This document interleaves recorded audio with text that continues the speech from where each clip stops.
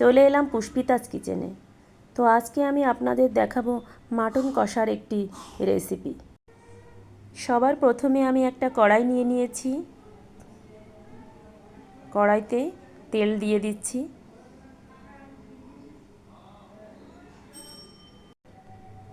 আজকে আমি সয়াবিন তেল দিয়েই রান্নাটা করব।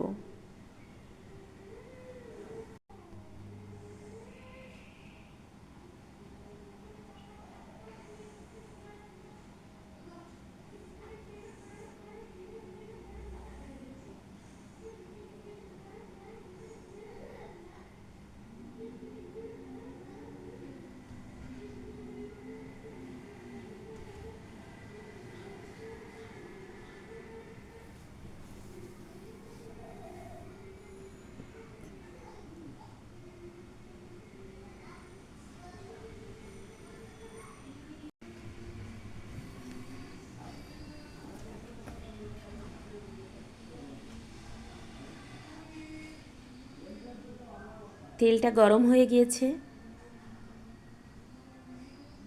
এবার আমি আলুগুলোকে দিয়ে দেব। এই রান্নাটা করতে আমি কিছু আলু ব্যবহার করব। আলুগুলোকে দিয়ে দিচ্ছি।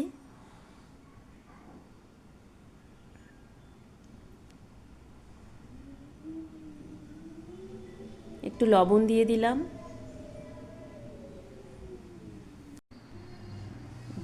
আলুগুলো ভেজে নিচ্ছি। আলুগুলোকে মোটামুটি ভেজে নেব। আলু ভাজি হয়ে গেছে, এবার আলুটা তুলে রাখবো।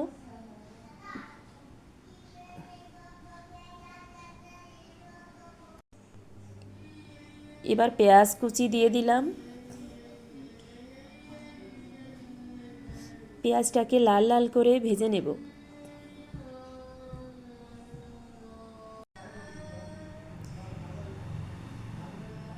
পেঁয়াজটা ভাজি হয়ে গেছে।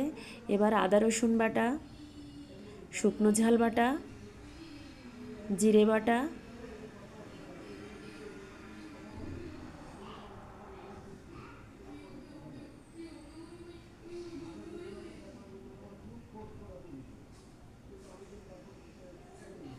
লবণ ও হলুদ দিয়ে মশলাটা ভালো করে ভেজে নিচ্ছি।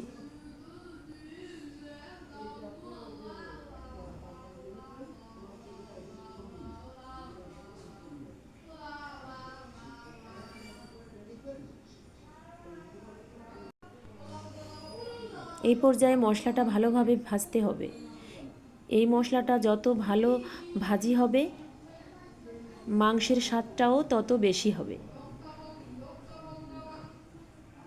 চুই দিয়ে দিয়েছি। এবার মাংসগুলো দিয়ে দিলাম। আমি এইখানে 1 কেজি পরিমাণ মাংস নিয়েছি।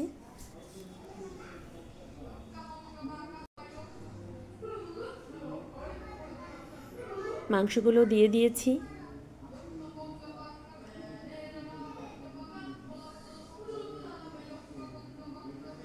এবার পরিমাণ মতো লবণ দিয়ে দিলাম, হলুদ দিয়ে দিলাম।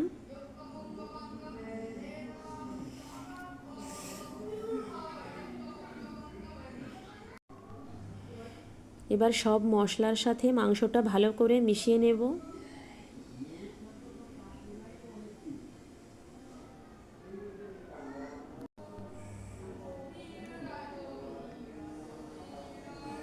এই মাংসটা বাসার সবার খুবই পছন্দের।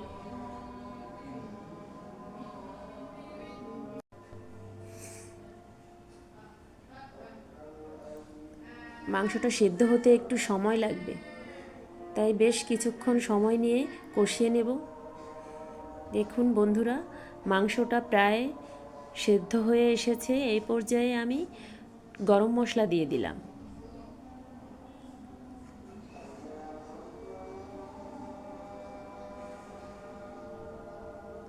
দেখেই বোঝা যাচ্ছে মাংসটা প্রায় সেদ্ধ হয়ে এসেছে।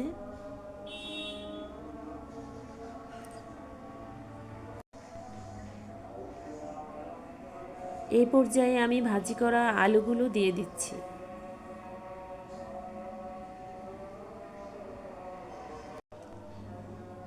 আলুটা দিয়ে মাংসের সাথে ভালোভাবে মিশিয়ে নিচ্ছি।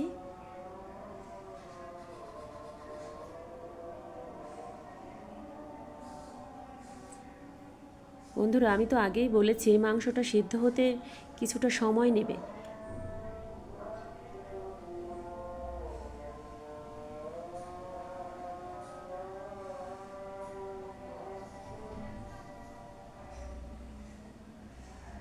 এই পর্যায়ে আমি জল অ্যাড করে দিচ্ছি।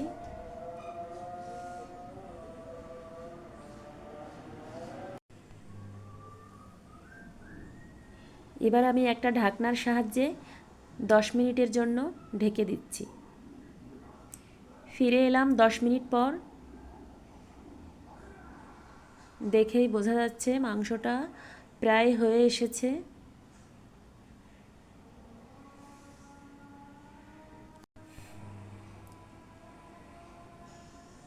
আমি আজকে মাংসের ঝোলটা খুব বেশি রাখবো না, যেহেতু মাটন কষা।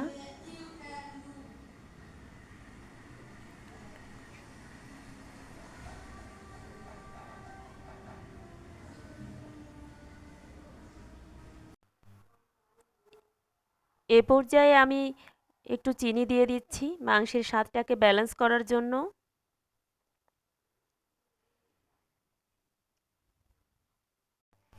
বন্ধুরা, আপনারাও একই পদ্ধতিতে রান্নাটা করবেন, খেতে অবশ্যই ভালো লাগবে।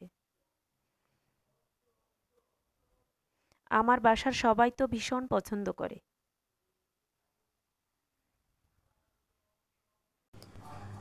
রান্নাটা প্রায় শেষ, কিছুক্ষণের মধ্যেই নামিয়ে নেব। দেখুন বন্ধুরা, দেখেই বোঝা যাচ্ছে রান্নাটা হয়ে গেছে। বন্ধুরা দেখুন, দেখেই মনে হচ্ছে খেতে খুবই ভালো লাগবে।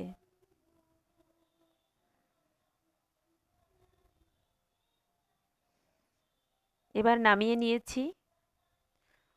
বন্ধুরা, এই রেসিপিটা যদি আপনাদের একটুও ভালো লাগে তাহলে অবশ্যই লাইক দিয়ে পাশে থাকবেন। ধন্যবাদ।